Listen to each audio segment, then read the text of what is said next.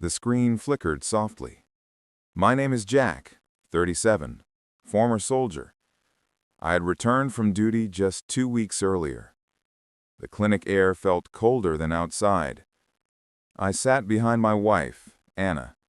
She smiled as the doctor moved the probe. Then his hand froze. His eyes widened with unease. "Sir, I need to speak with you alone." The words cut through the silence. Anna blinked in confusion. The gel still glistened on her skin. The doctor avoided her gaze. I steadied my breathing. Training had taught me control, but his voice still trembled. He whispered, "This shows 32 weeks." The room felt heavier. Anna kept her smile, but my mind began to calculate. 32 weeks ago, I was on deployment, far from home, far from her. The timeline did not add up. The doctor waited nervously. I stayed silent. Anna reached for my hand. Her voice was soft. "Why do you both look so tense?" I studied her carefully. Her phone always buzzing. Her excuses about late classes. Each piece began to connect. The weight pressed on my chest. We had met 6 years ago. She laughed with ease back then. I thought it was real. We married after 3 years. Simple ceremony, nothing grand. I trusted her completely. But trust can be broken quietly. 32 weeks ago, I was thousands of miles away. She was here, living her own story. I never saw the cracks forming. The doctor cleared his throat. Anna avoided my eyes. I felt the silence grow. Memories came rushing back. The airport goodbye. Her tears. The promises she made. The words that once felt solid, now they echoed hollow. The first month, calls were steady. She smiled through the screen. She said she missed me, but her eyes looked distant. By the second month, messages grew short. She claimed she was taking evening classes. She said pottery relaxed her. I believed her words. By the third month, silence spread. Texts replaced calls. Her replies came late. I ignored the signs. I trusted too much. Now, the truth was staring back. Her smile looked rehearsed. The doctor shifted uncomfortably. I felt my chest tighten. Anna whispered, "Say something." But words failed me. I stared at the screen. The image kept moving. A life I did not expect. A timeline that betrayed me. I closed my fists quietly. My mind replayed every moment. The letters, the promises, the vows, all questioned now. Anna touched my arm. Her touch felt foreign. The silence grew heavier.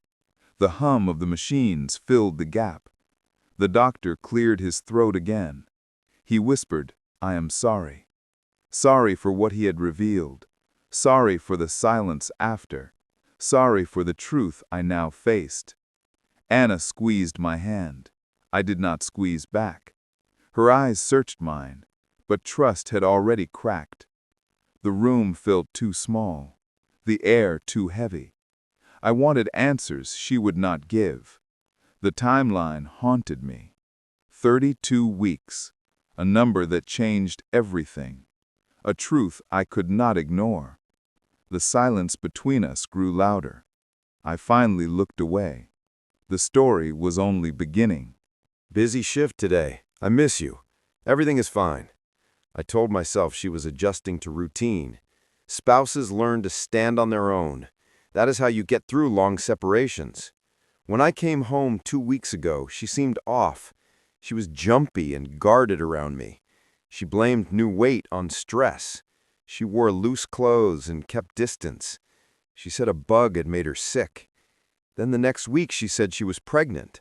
She told me she learned soon after I left. She cried and said it was happy news.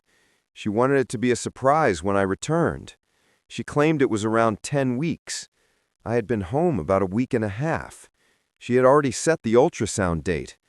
She said she wanted our first look together. I felt proud and hopeful. I thought the long months meant something. I told myself this was the reward for patience. Now I sat under bright lights in a clinic. My wife lay still on the table. I learned the numbers did not match. The timeline bent in all the wrong ways. The doctor stood there waiting for my reaction. Anna kept asking what was wrong. Her voice climbed with each question. I felt something crack, but my face stayed calm. Old habits held me together. Training shows up when the floor drops out. 32 weeks, I said under my breath. The doctor gave a slow nod. His hands were steady now. His eyes kept drifting to the door. He looked like he wanted out. Sir, I need to confirm one thing. Were you present around conception? Anna went pale, not confused, exposed. She said she did not understand. Her tone shifted from calm to panic. What does 32 weeks mean? I rose from the chair with slow control, back straight, shoulders set, voice clear. It means I was overseas at that time. The room fell into perfect silence. Even the machines sounded softer. That is not possible, she whispered. She stared at the ceiling and trembled. I told you I'm about 10 weeks, she said. It happened right before you left. The doctor cleared his throat. The measurements are consistent and clear. This is a 32-week pregnancy. Conception was about 8 months ago. I watched as reality reached her face. The story she'd built was breaking apart. Somewhere the timelines crossed. Maybe she sold the lie and forgot the math. There has to be an error, she said. She sat up and the paper crinkled. Maybe the machine is wrong or something. But my mind had moved on to patterns. The neighbor who waved too often, the one who offered help at odd hours, the short calls that became shorter, the evening classes that stretched late. Her push to lock this appointment. She wanted me to see this image. She wanted me to believe without question. She wanted a promise I could not give. Cold clarity spread through my chest. Not rage, just focus. Like glass sights when the picture snaps sharp. Doctor, I need copies of everything. All measurements, all images, the full report. He nodded and turned to the console. Anna watched me with wide eyes. She reached out but stopped halfway. Her hand fell back to the sheet. I could hear the printer start to click. Pages slid out one by one. Proof in black and white. The doctor handed me the folder. I placed it under my arm. Anna whispered that we could talk later. She said we would figure it out. There was nothing to figure out. Numbers do not lie. I thanked the doctor for his time. I told him we would be in touch. He nodded with a tired look. The light seemed brighter than before. I held the door and let the silence pass first. In the hallway, I felt the air change. I could hear my own breathing.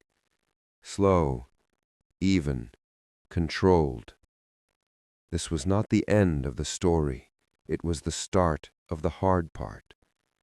The truth was now on paper, and there was no way to unsee it. Jack, what are you doing? Anna asked. Her voice kept rising. You were scaring me. I looked at my wife and saw 6 years of memories and 3 years of trust I thought I understood. 8 long months away while she built a story without me in it. I'm collecting facts, I said. Same as any good plan requires. Calm, direct. In her eyes, I could see the moment she knew the line had snapped and there was no going back. The drive home was silent. She filled the air with reasons that collided with each other. Every new sentence made the last one weaker. Nothing landed clean. "Maybe the clinic mixed up the files," she said. Her hands twisted in her lap as she talked. "Mistakes happen all the time, you know. Remember when you got the wrong lab sheet?" I kept my eyes on the lanes and the lights. Traffic moved in waves like nothing was wrong. People living Tuesdays like any other day. It felt unreal to watch the world keep pace while my life narrowed to a single number. "Or the machine could be off," she added quickly. "Those are computers, right? Computers fail." We turned into our street and slowed. The house looked the same from the curb. Same stone path, same paint, same door. The sameness made the difference louder. I parked and killed the engine. For a moment, we just listened to the tick of heat. The quiet was heavy and honest. I stepped out and the air felt thin. I stood by the open door and waited. "Please say something," she said. "Anything. Your silence is worse than yelling." I looked at her, really looked. The loose shirts, the careful way she moved around me, the new distance in the small spaces. It all lined up in a straight row. "When is your due date?" I asked. She blinked. "What?" "If it is 32 weeks, when?" She opened her mouth, then closed it again. I could see her hunting for an answer that fit. "The doctor did not say exactly," she tried. 8 weeks, I said. "That's 40. You are due in 8 weeks. Simple math." We stepped inside. The house smelled like vanilla candles. It smelled like home, but felt like a scene to process. In the kitchen, I filled a glass of water and looked through the back window. Next door, Tyler Grant worked on a motorcycle. Mid-40s, divorced 2 years, runs crew work. He had helped move patio chairs while I was gone. "Do you want lunch?" she asked from the doorway. She tried for normal, but her pitch was too high. "How long have you been seeing Tyler?" I asked. The glass in her hand slipped and shattered. "What did you just say?" she whispered. I turned to face her straight on. "You heard me. How long?" "That is insane," she said. "He is a neighbor. He helped with a few things while you were gone, that is all. I cannot believe you would say that." But her body stepped back as her words stepped forward. It was not the shape of an honest answer. It was the shape of a corner. "The baby is yours," she said, and found a louder voice. "I do not know what that doctor thinks he saw, but the baby is yours. We will get another opinion. We can see a different clinic this week." I crouched and picked up the glass.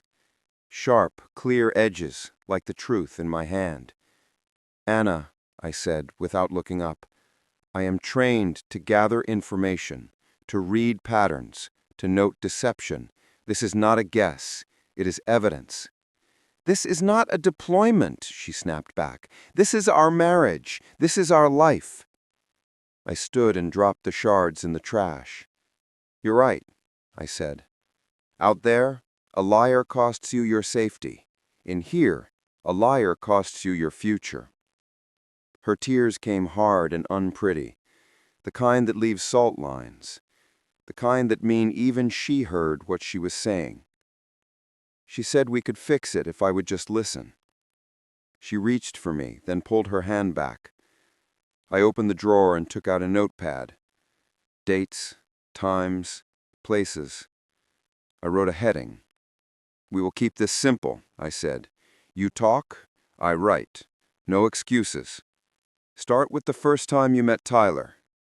Her mouth opened, then closed again. Silence is also an answer.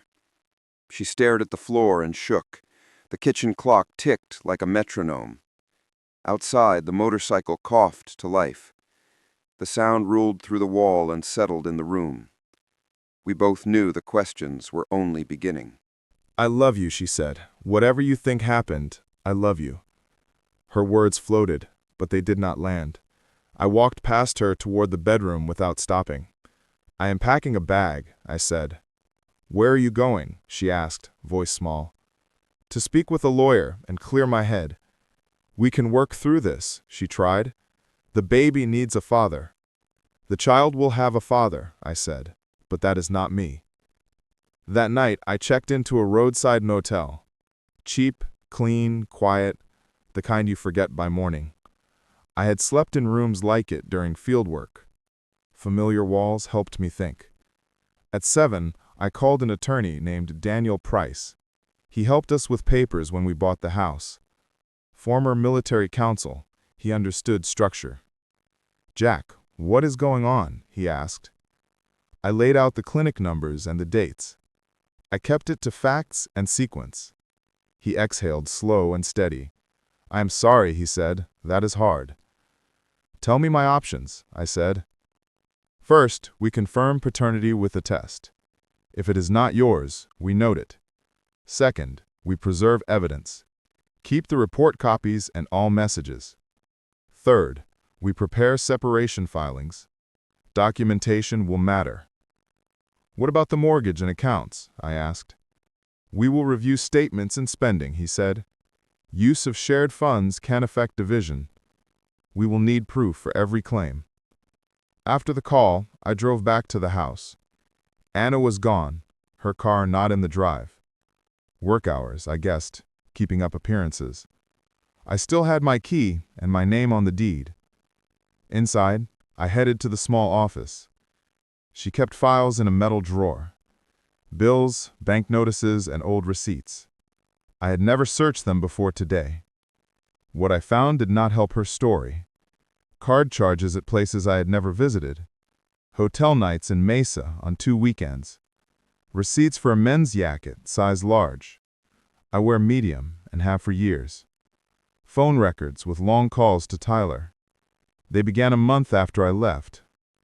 The one that cut deepest was from a clinic. Mesa Women's Health 7 months back. Prenatal vitamins and a test kit listed. She knew early and said nothing.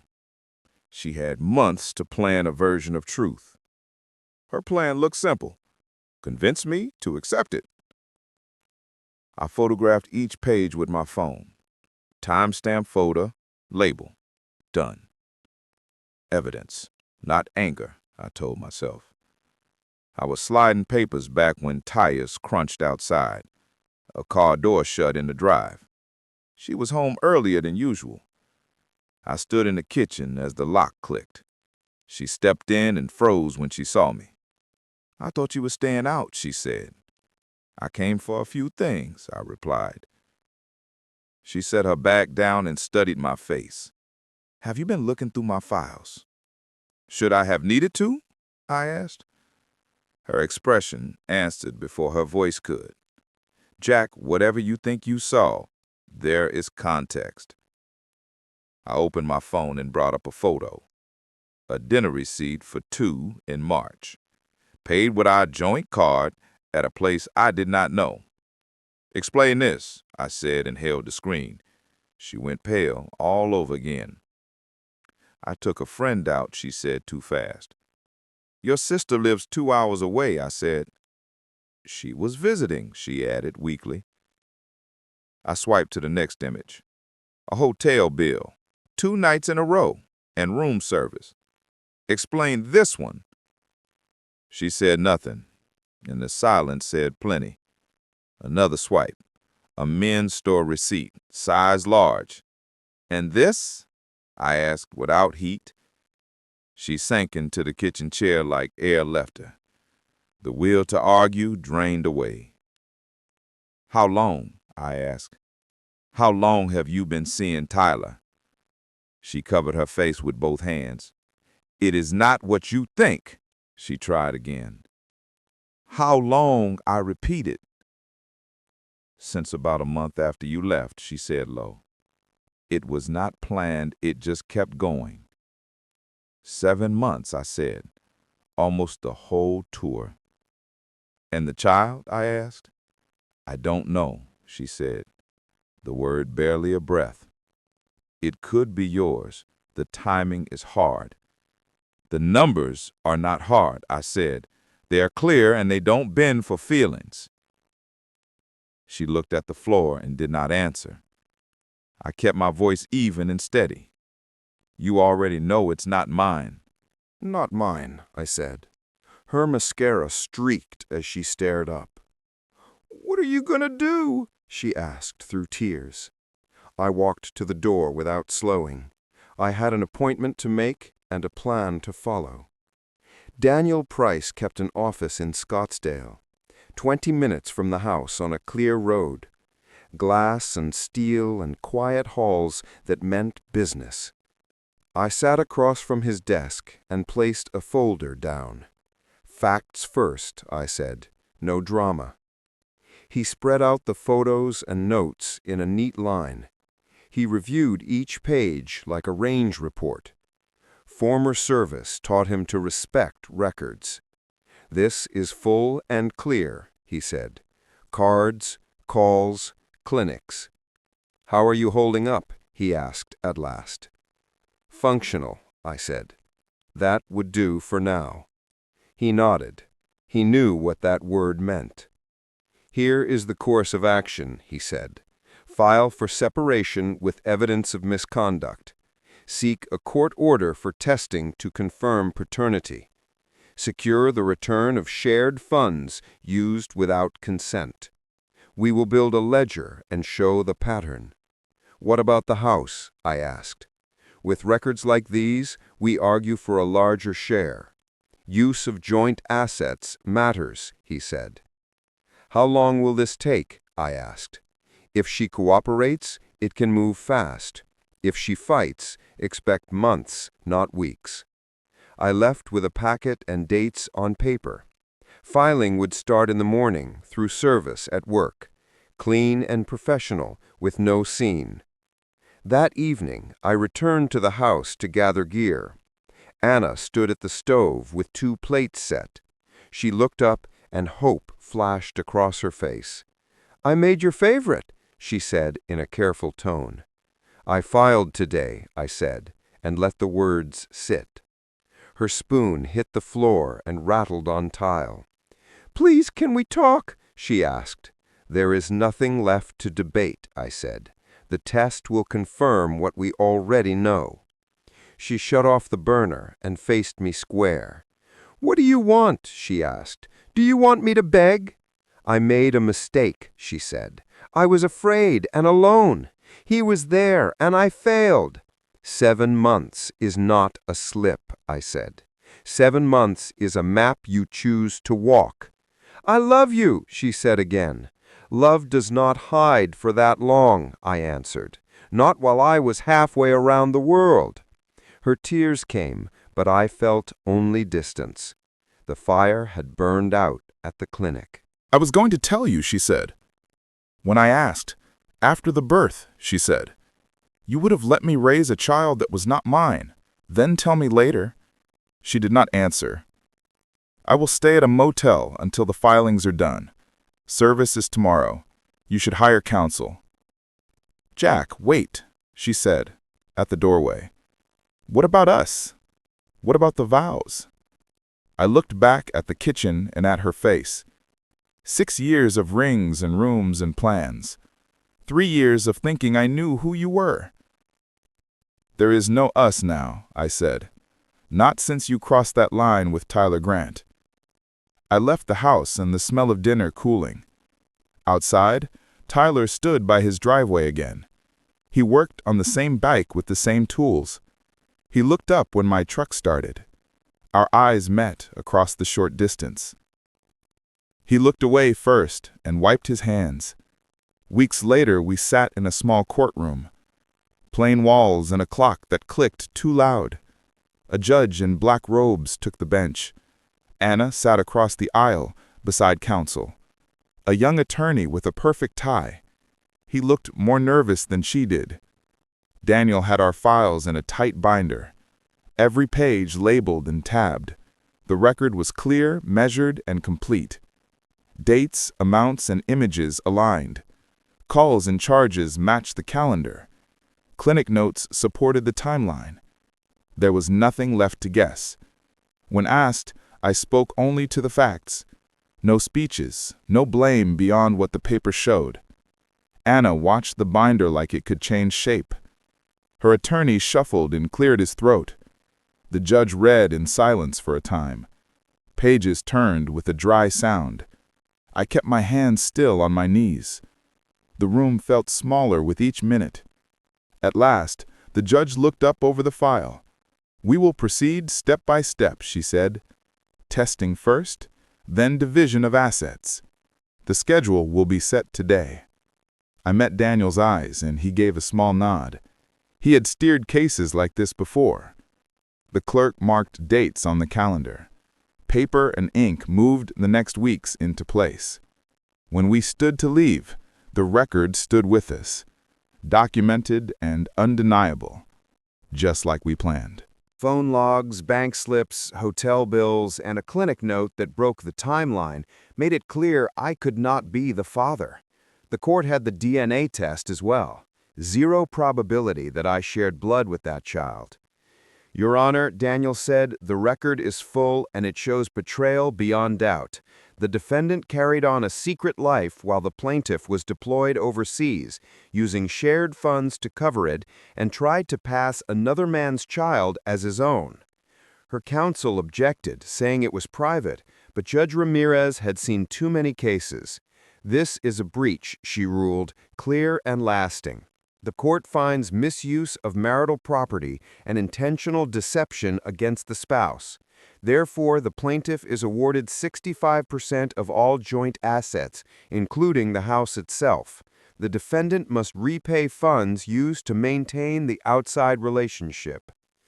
Anna kept her eyes on the desk. No tears now, only the weight of a gavel closing the chapter.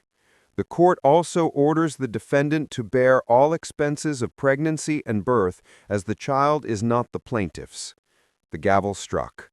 Final. Outside, she hurried after me. "Jack, please wait," she called. I stopped but did not turn. "I am sorry," she said. "It changes nothing, but I am sorry." I looked back. Her dress loose, but her belly round. In weeks, she would have a child alone. "Sorry does not return lost months," I said. She nodded and walked away. 3 months later, I signed the last papers. The house was mine, the account split. Anna had left for her parents' place back east. Tyler lost his job when word spread. Cheating with a soldier's wife was not admired. His own divorce cost him more when truth surfaced. Neighbors said he moved south to start over. I stayed in the house for 6 months, but every room echoed with history. I sold it and bought a smaller place near base. Clean walls, no ghosts. I had my truck, my savings, and a hard lesson. Combat taught me survival in foreign lands. Coming home taught me survival in betrayal. A new posting was offered overseas. I turned it down. I wanted stateside for a while. Some nights on the porch, I thought about the life I almost lived. The one where I believed the lie, raised another man's child, never knowing the truth. That version of Jack would have lived blind. I chose truth, even when it cut deep. Service taught me facts save lives, and in life they save futures. Anna failed because she underestimated simple math and a soldier's devotion to truth. The strongest answer to betrayal is to refuse the lie and build forward without it. That is what I did and what kept me standing. A lesson about trust and limits, about who earns it and who does not. Deployments taught me survival far from home. Different rules, same pressure to stay alert. Returning taught me survival in quiet rooms, where lies travel softer than gunfire, but damage the same. Command offered another tour abroad.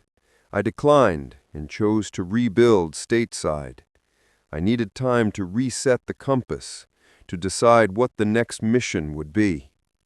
Some evenings I sat on the back porch, thinking about a life I almost lived, the path where I believed her story, raised another man's child, and never knew. That version of me would walk in darkness, smiling for a picture that was false. I chose the hard truth over an easy lie. It hurt, but it was clean. Service taught me this: clear intel drives good choices, in uniform and in life. Anna lost because she misread simple math and the weight I place on facts. Numbers do not bend for feelings, nor for apologies said too late. The strongest reply to betrayal is refusal. Refuse the lie and step forward. Build a life that answers only to truth.